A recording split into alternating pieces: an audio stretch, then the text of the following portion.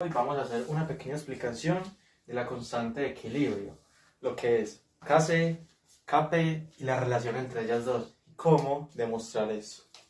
Bien, básicamente, la constante de equilibrio pues subyace del equilibrio químico. Básicamente, el equilibrio químico nos habla de la relación entre reactivos y productos. Básicamente, el equilibrio químico se presenta en una reacción reversible, es decir, tanto los reactivos producen los productos, ¿cierto? Pero los productos se pueden devolver a los reactivos, ¿cierto? Y se expresa con una flecha en doble sentido, hacia la derecha y hacia la izquierda, ¿cierto? Eso quiere decir que una reacción es reversible. Básicamente, el equilibrio químico se halla y se encuentra cuando las velocidades de reacción pues comienzan a igualarse, ¿cierto? Pues comienzan a equilibrarse. Y llega un momento donde las concentraciones, en este caso molares, ¿cierto? Son constantes, ¿cierto? En un tiempo determinado. Pues básicamente, cuando sucede esto, se alcanza el equilibrio, dando un pequeño resumen de lo que es el equilibrio químico. Muy bien, entonces, básicamente, nosotros para encontrar el equilibrio químico nos basamos en la constante de equilibrio. La constante de equilibrio nos proporciona mucha información, ¿cierto? Básicamente lo que es la constante de equilibrio es la relación que existe entre los productos y los reactivos, ¿cierto? Básicamente vamos a tener Kc, ¿cierto? La constante de equilibrio, su símbolo es Kc. Entonces, es una relación, por lo tanto, al ser una relación, pues vamos a tener una división. ¿Entre qué? Entre los productos, ¿cierto? Los productos y los reactivos, ¿cierto? Sea la cantidad que haya. En este caso voy a poner 2. ¿Por qué? Porque voy a explorar a través de la siguiente ecuación química, ¿cierto? Digamos, yo tengo un coeficiente estequiométrico A con cualquier reactivo, ¿cierto? Una sustancia A más B y otra sustancia B en una reacción reversible que me va a producir C más D, ¿cierto? Esta es la ecuación química que yo tengo. Muy bien, siendo las minúsculas los coeficientes estequiométricos y las mayúsculas pues las sustancias, ¿cierto? Ahora, hacer una relación entre productos y reactivos, pues básicamente en el numerador van a ir lo que vienen a ser los productos, la multiplicación entre los productos que se encuentran en el lado derecho, ¿cierto? Estos son los reactivos y los productos. Pues básicamente puede ser algo ambiguo, ya que es en doble sentido, pero siempre vamos a tener que a la derecha son los productos y a la izquierda los reactivos. Entonces, sería aquí C y D, ¿cierto? Pero aquí vamos a poner son las sustancias como tal, ¿cierto?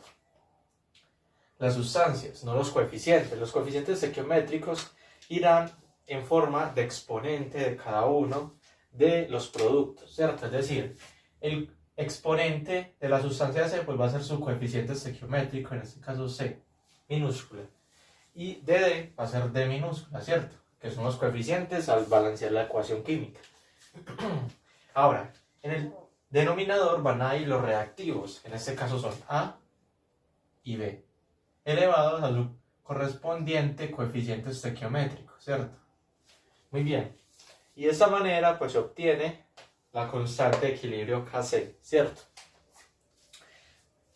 Algunas aclaraciones de la constante de equilibrio son las siguientes, digamos. La constante de equilibrio puede ser cualquier número, ¿cierto? Cualquier número muy grande o muy pequeño, ¿cierto?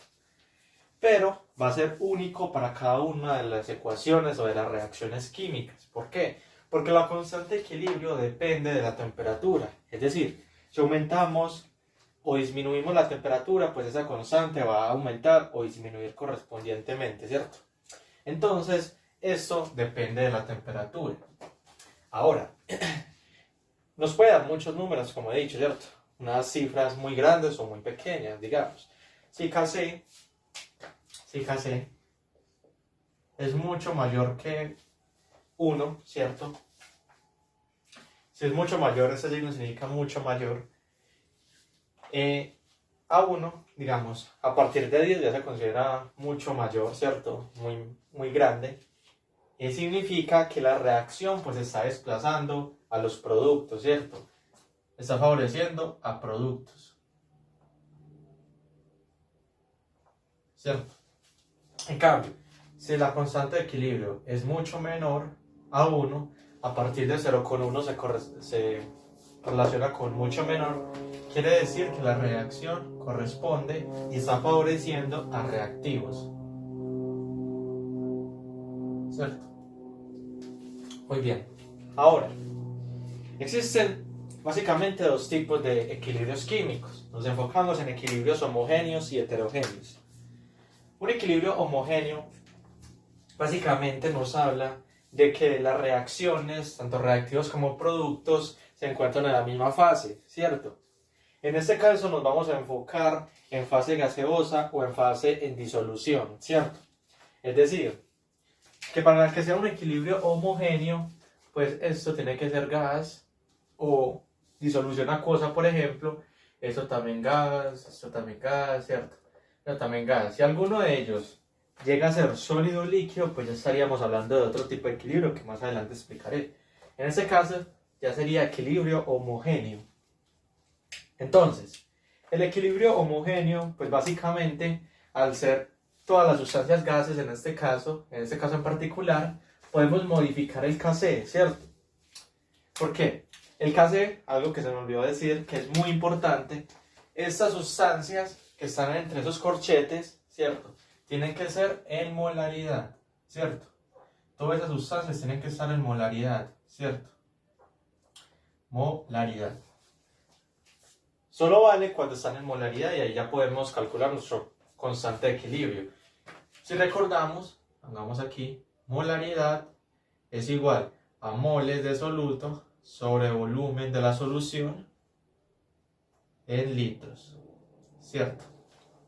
Entonces eso representa. Sin embargo, nosotros, digamos, al tener gases, podemos ya enfocarnos en algo que son las presiones parciales, ¿cierto?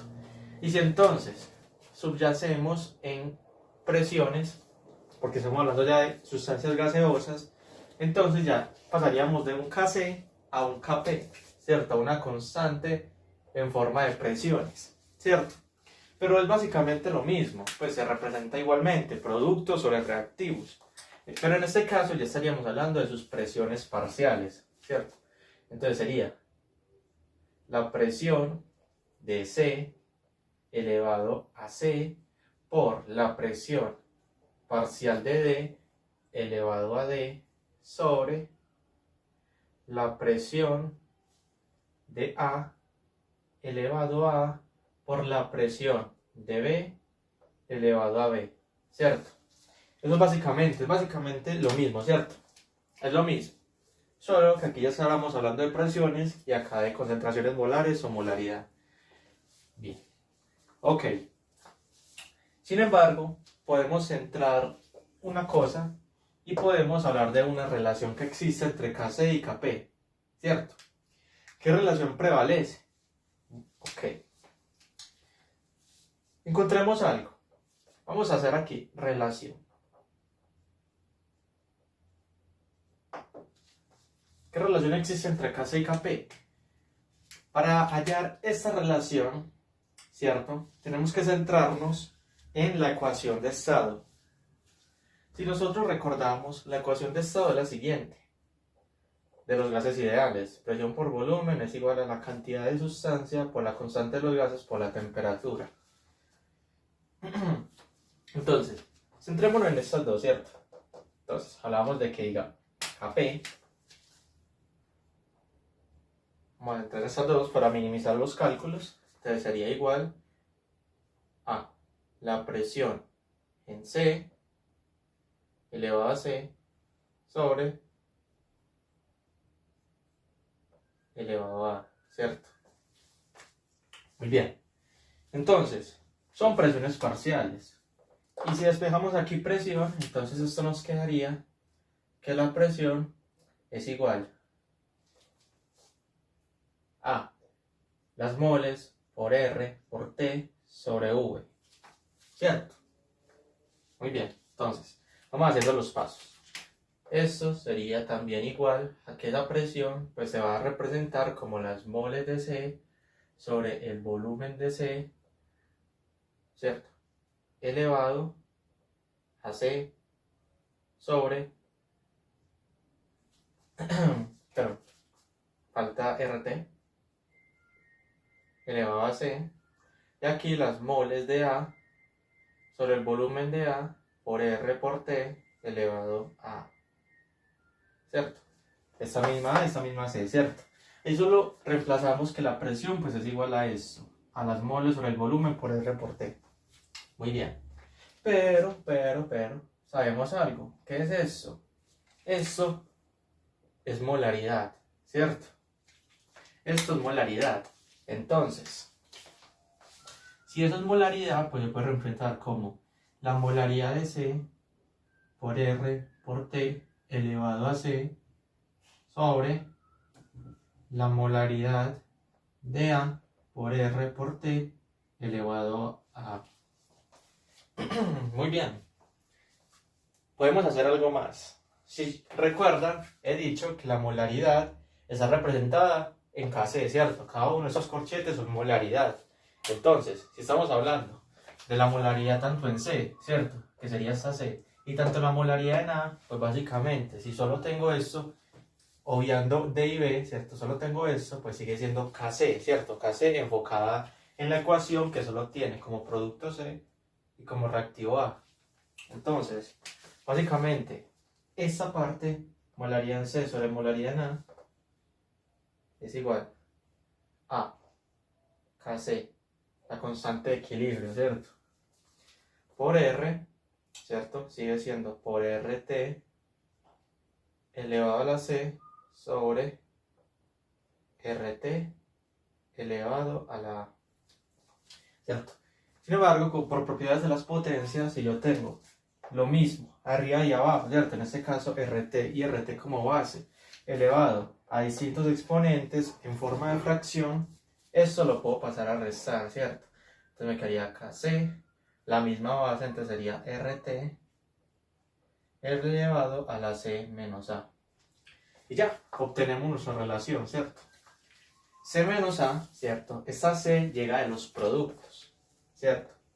Y esta A llega de los reactivos.